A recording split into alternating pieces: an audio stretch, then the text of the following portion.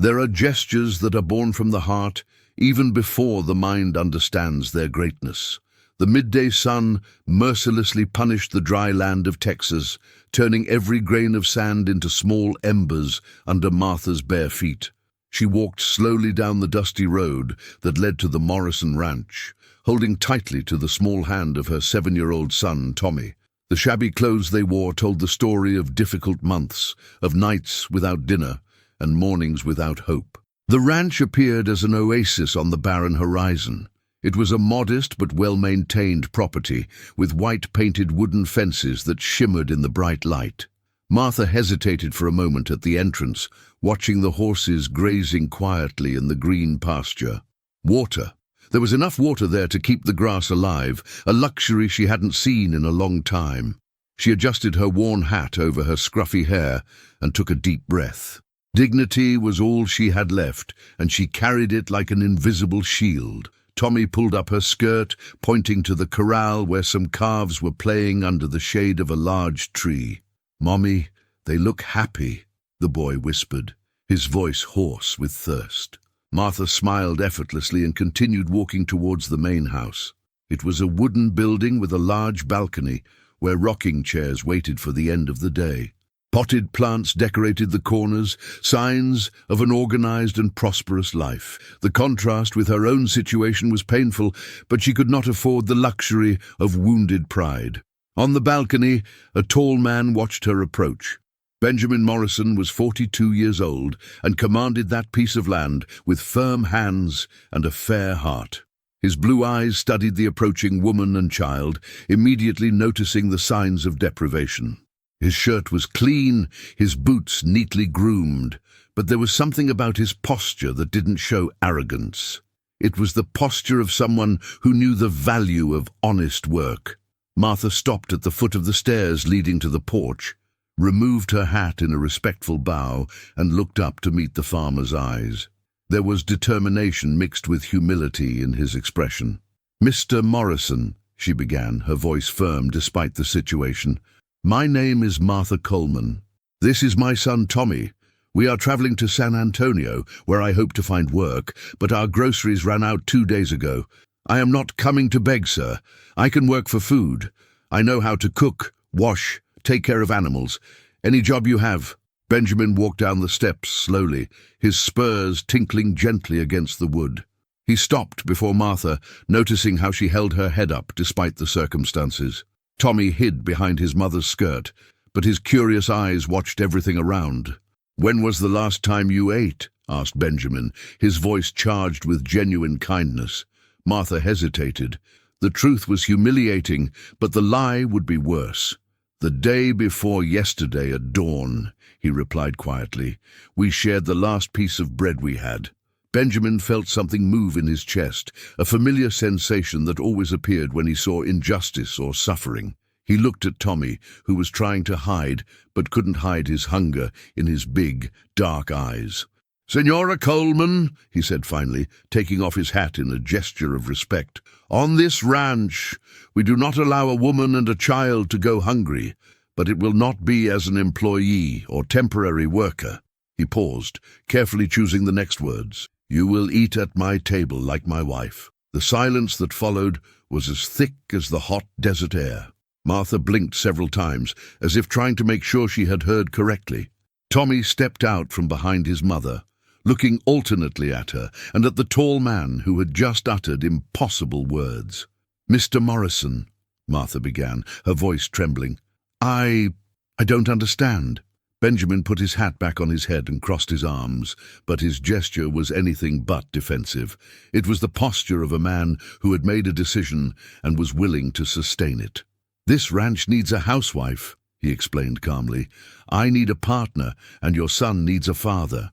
"It is not charity, Mrs. Coleman. It is an honest proposal, a marriage of convenience that benefits us all." Martha felt her legs weaken. In all her life of struggles and deprivations, she had never faced a situation like that. Part of her wanted to refuse immediately, to preserve her independence and dignity. Another part, the desperate mother who saw her child wasting away from hunger, wanted to accept without hesitation.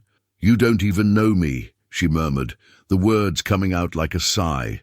"I know enough," Benjamin replied. "I know a mother who prefers to ask for work than begging. I know a woman who maintains her dignity even when she is desperate.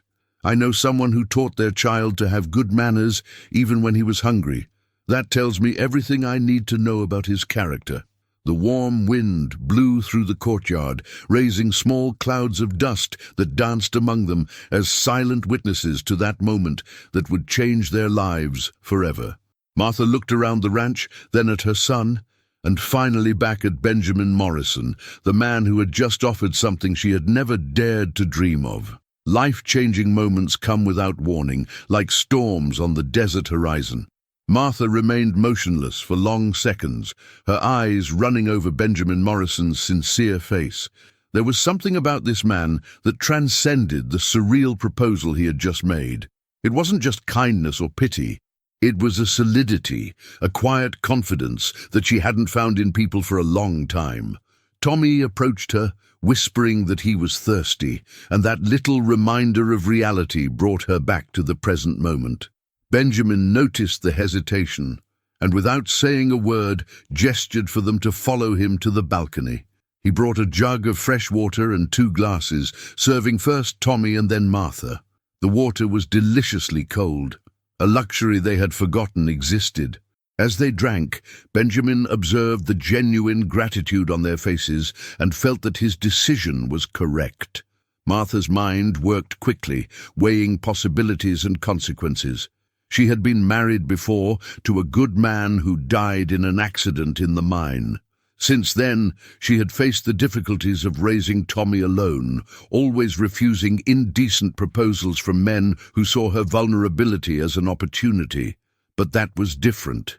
Benjamin Morrison spoke of marriage, of responsibility, of a dignified life. Benjamin led her around the property, showing her the main house, the well-organized barn, the garden where vegetables and herbs grew.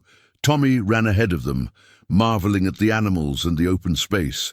It had been months since the boy showed so much energy and joy. Martha watched her son play with a puppy that came running around, and for the first time in a long time allowed herself to imagine a different life. The house was cozy inside, with solid wood furniture and clean curtains on the windows. There were fresh flowers in a vase on the kitchen table, a sign that Benjamin was concerned with details that many men overlooked. Martha noticed a photograph on the wall of a young and beautiful woman and immediately understood that he had loved and lost this person before. The melancholy expression that crossed Benjamin's face confirmed his suspicion. He prepared a simple but hearty meal: fresh bread, cheese, smoked ham and fruit. Martha watched his hands working efficiently in the kitchen, movements of someone used to taking care of himself. When he placed the plate in front of Tommy, he did so with the naturalness of someone who genuinely cared about the child's well-being. The boy ate voraciously, but without losing the manners that his mother had worked so hard to teach. After the meal, Benjamin showed Martha the room that would be hers if she accepted the proposal. It was a large and bright room with a comfortable bed and an old but well-maintained chest of drawers. Next door, a smaller room, perfect for Tommy. The consideration of that arrangement touched Martha deeply. Benjamin not only offered marriage, but also respected her need for personal time and space. While Tommy explored the property under Benjamin's watchful eye, Martha found herself alone in the kitchen, mulling over the proposal. She washed the dishes for the meal, an automatic action that helped her think clearly. His hands, calloused by hard work, moved with familiar dexterity. That kitchen could be yours. That life could be yours. That security for Tommy could be real. Benjamin returned with Tommy, who was bringing wildflowers he had gathered near the creek. The boy handed the makeshift bouquet to his mother with a beaming smile, the first true smile she had seen on his face for weeks. At that moment, Martha understood that her decision did not concern her alone. Tommy deserved a childhood. He deserved security. He deserved a future. She looked at Benjamin, who was patiently waiting for her answer. There was genuine kindness in those blue eyes, but also a deep loneliness that she recognized. Maybe they could heal each other's wounds, build something new on the rubble of their previous losses. Martha thought about the long road they would still have to travel to San Antonio, the uncertainties that awaited them, the possibility of not finding work in the city. Then he thought of the table set, the fresh water, the clean room, the smile of Tommy playing with the puppy. He thought of the photograph of the woman on the wall and realized that Benjamin was not offering romantic love, but something perhaps more valuable: partnership, mutual respect, a real home. The sun began to lean on the horizon, tinting the sky with golden and orange tones. Tommy had fallen asleep in a chair on the porch, exhausted by the first full meal in days and the excitement of exploration. Benjamin covered the boy with a light blanket, a tender gesture that did not go unnoticed by Martha. She knew that her answer would change not only her life, but also the life of that man who had shown inexplicable generosity to two unknown people. Benjamin Morrison was an outsider, but there was something about him that inspired confidence, and Martha had learned in her years of struggle to recognize the difference between men of her word and men of empty promises. The decision crystallized in his heart like water that finally finds its natural course. It wasn't about love at first sight or fairy tale romance. It was about survival with dignity, about giving Tommy a real chance at the future, about two adults who could build something solid based on mutual respect and complementary needs. Martha approached Benjamin, who was waiting in respectful silence, and nodded. No elaborate words or dramatic statements were needed. They both understood that they were embarking on an uncertain journey, but full of possibilities that would not exist if she left in the morning for San Antonio. The first few weeks of a new life revealed truths that years of knowledge sometimes fail to unravel. The wedding took place 3 days later, a simple ceremony in the judge's office in the neighboring city. Martha put on her only decent dress, which Benjamin had insisted on having washed and ironed at the local laundromat. Tommy held a small bouquet of wildflowers, solemn in his witness role. There was no party or celebration, only the necessary vows and the signature on the documents that would make legal that union born of necessity and compassion. Benjamin treated Martha with respectful courtesy from day one. He would wake up before dawn, as he had always done, but now he would make coffee for 2 people and leave her cup hot on the stove before leaving to tend the cattle. Martha naturally took on household chores, not out of obligation, but because she found satisfaction in taking care of a house she could finally call home. She found that Benjamin kept everything organized, but there were small details that revealed his lack of feminine care. Improperly patched clothes, functional but unseasoned meals, a loneliness that manifested itself in corners of the house where dust accumulated because no one else noticed them. Tommy has flourished as a plant that finally gets water after a prolonged drought. The boy followed Benjamin around the property, fascinated by the horses, the cattle, the daily tasks of a functioning ranch. Benjamin demonstrated infinite patience with the child's incessant questions, teaching him about animals, about the earth, about the responsibilities of caring for something bigger than himself. Martha watched these interactions from the kitchen window, feeling a deep gratitude for seeing her son regain the childhood that hardships had stolen. The routine was gradually established. Martha discovered that Benjamin was a man of few words, but his actions revealed a solid character. He never stopped asking if she needed anything in town, never forgetting to bring Tommy little gifts: a slingshot, candy, a storybook. For Martha, he brought fabrics to make new dresses, spices for the kitchen, seeds for the garden. They were not romantic gestures, but practical demonstrations of care and consideration. The first difficulties arose when the neighbors began the courtesy visits.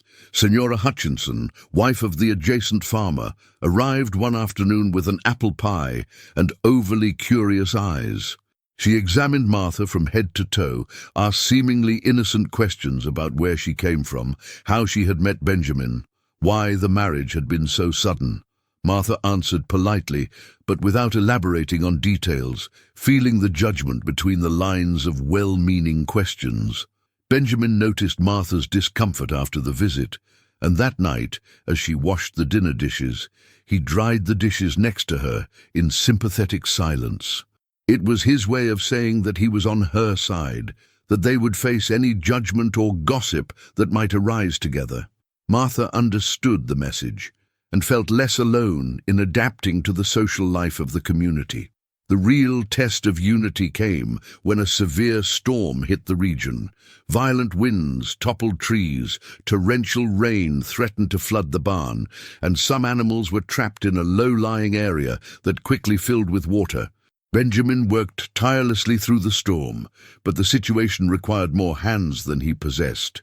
Martha, without hesitation, put on the rain boots she found on the porch and went out to help him. Together, they were able to move the cattle to higher ground, cover the hay that was still dry, and temporarily repair the damage to the fence. Martha worked with a determination that impressed Benjamin. She didn't complain about the freezing rain, the mud up to her knees, or the heavy lifting. She simply did what needed to be done, as a true partner. When they finally entered the house, soaked and exhausted, Benjamin looked at her with a new, sincere admiration. Tommy had watched everything from a safe window, and when the two adults entered, he ran to embrace them both, worried and proud at the same time. In that moment, as they warmed themselves by the fireplace fire, Martha realized that they had become a real family, forged not by romantic love, but by something perhaps more enduring: companionship, mutual respect, and a shared will to protect what they built together. The nights became special moments. After dinner, they would sit on the porch when the weather permitted, or in the living room when it was cold. Benjamin taught Tommy how to carve wood, creating small animals and toys. Martha sewed under the lamplight, often mending Benjamin's work clothes with a whimsy he had never experienced before. They didn't talk much, but the silence was comfortable, full of each other's presence. Martha began to notice small details about Benjamin that revealed his gentle nature. He always left the best portions of food for her and Tommy. When Martha fell ill with the flu, he cared for her with touching dedication, brewing medicinal teas and taking on household chores without complaint. He never raised his voice to Tommy, even when the boy was engaging in childlike mischief, preferring to patiently explain why certain things shouldn't be done. The photograph of Benjamin's first wife remained on the wall, and Martha never asked to have it removed. She understood that she was not there to replace a memory, but to build something new. One evening, as Benjamin gazed at the photograph with a wistful expression, Martha quietly approached and placed her hand on his shoulder. He covered her hand with his, and they both remained so for a moment, recognizing that past losses did not stand in the way of building a different future. Martha's garden began to bloom. She planted practical vegetables like tomatoes and beans, but also colorful flowers that brightened the eye and perfumed the air.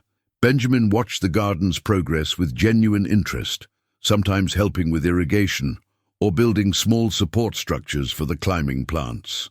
The garden became a symbol of the transformation Martha had brought to her life. Practical beauty, thoughtful care, life flourishing where once there was only functionality. Sundays were special. Benjamin had made it a habit to take Martha and Tommy on short walks around the property, showing them special corners he'd known since he was young. A crystalline spring hidden among the rocks, a high point from which you could see miles of scenery, a small cave where he played as a child. These family expeditions strengthened the bonds between them, creating shared memories that belonged only to the three of them. Martha realized that she was changing too. The constant worry about survival, which had accompanied her for so many months, began to dissolve. She laughed more, especially when Tommy played his innocent pranks or when Benjamin demonstrated an unexpected skill, such as perfectly imitating the sound of different animals to amuse the boy. The tension in her shoulders eased, and she began to plan for the future beyond the next day or the next meal. One afternoon, while preparing preserves for the winter, Martha reflected on the strange journey that had brought her there. He had asked for bread and received a whole life. She had arrived as a desperate stranger and was becoming an integral part of this place. Benjamin had entered the kitchen at that moment, bringing fresh vegetables from the garden, and she watched him with fresh eyes. He was no longer just the kind man who had offered marriage to a stranger. It was her partner, Tommy's adoptive father, the man who worked side by side with her to build something lasting. As autumn approached, Martha knew they would face a winter together, their first full season as a family. There would be challenges, difficult moments, perhaps conflicts that they would need to resolve, but she also knew that they had built a solid foundation of trust and mutual respect. What had begun as an act of desperate compassion was turning into something much richer and more complex. A real home, built by three people who found in each other exactly what they needed to start over.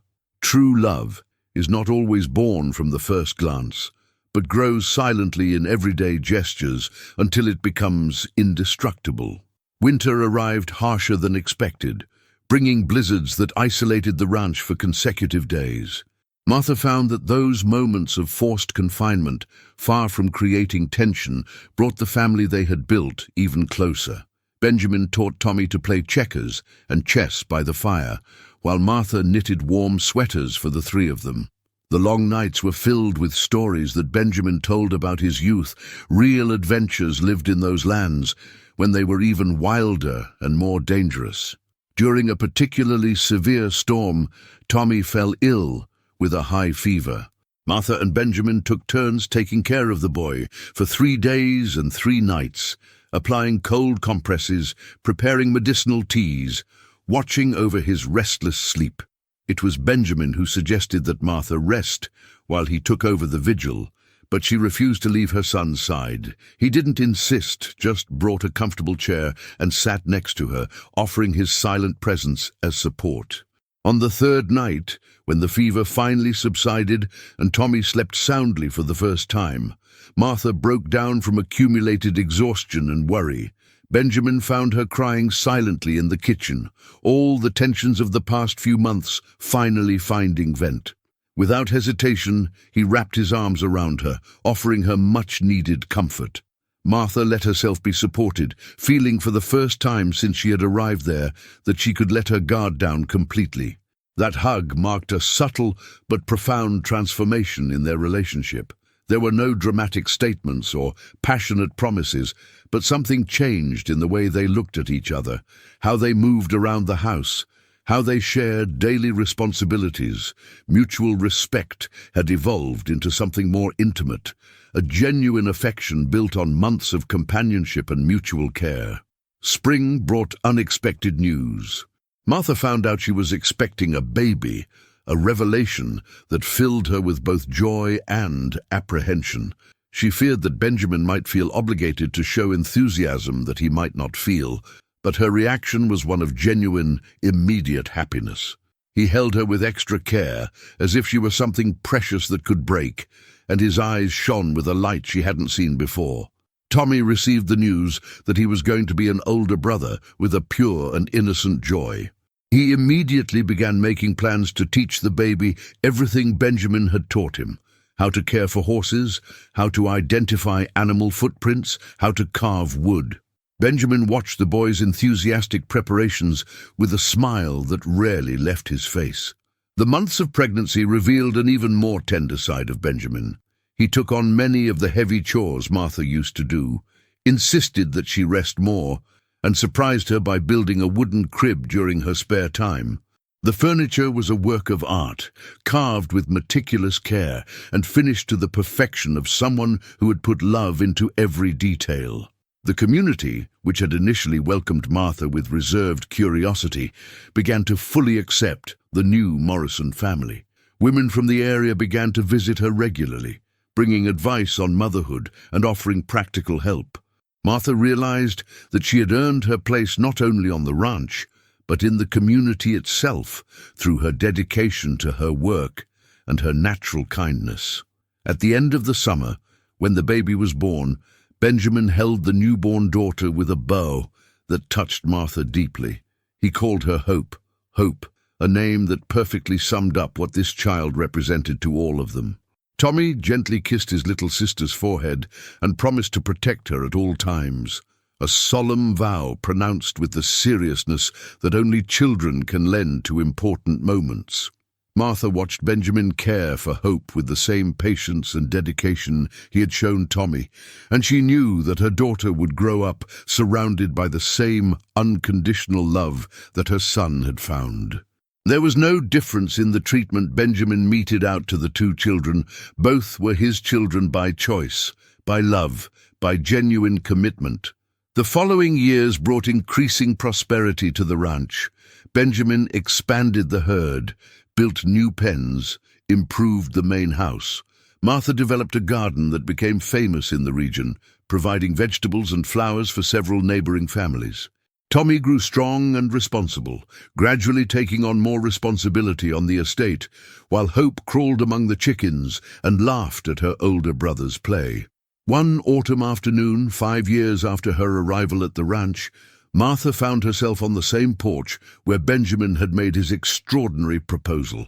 Hope played at his feet with corn dolls that Tommy had made, while Benjamin and the boy worked in the nearby corral. The peace of that moment enveloped her like a warm embrace. She thought of the desperate woman who had come there asking for work in exchange for food, and she could hardly recognize herself in that person. Today's Martha had confidence, security, a purpose that went beyond mere survival.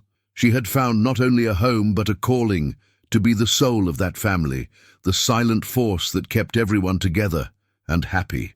Benjamin approached the porch, wiping his dirty hands on his shirt. Her hair now had a few grey strands, and expression lines around her eyes testified to years of genuine smiles. He sat next to Martha on the bench he had built especially for these moments of shared contemplation. They remained in comfortable silence, watching Tommy teach Hope how to feed the chickens. The girl screamed with joy every time a chicken approached her little hand, and Tommy laughed along with her, patient and protective as ever. The scene perfectly summed up the harmony they had built together. Martha leaned slightly against Benjamin, and he wrapped his arm around her shoulders in a gesture that had become natural over the years. They needed no words to express their gratitude to each other for the path their lives had taken. What had begun as an act of desperate compassion had grown into something much bigger, a real family, built on solid foundations of respect, mutual care, and love that had gradually grown into unbreakableness. The sun began to set on the horizon, painting the sky with golden hues that reflected the golden peace of their lives. Martha knew that they would still face challenges, that life always has surprises and unforeseen difficulties in store. But she also knew that they would face everything together, as they had done since that first day when she had asked for bread and received a home. Benjamin gently squeezed Martha's shoulder, and she looked up to meet his eyes. Here was the silent confirmation of everything they built, not just a marriage of convenience that worked, but a true partnership between two people who completed each other perfectly. Two souls who met at the exact moment when they both needed a second chance to be happy. As the first stars began to appear in the dark sky, Martha Morrison, because she was now truly a Morrison, not just on paper but in heart, smiled at the future that stretched out before them. A future built on the most solid of foundations. The love that is born from daily care grows in shared adversity and is strengthened with each gesture of kindness exchanged between people who have consciously chosen to build something beautiful together. If you enjoyed this touching Wild West story about compassion and second chances, subscribe to the channel for more heartwarming narratives. Turn on the notification bell so you don't miss any of our heartwarming stories.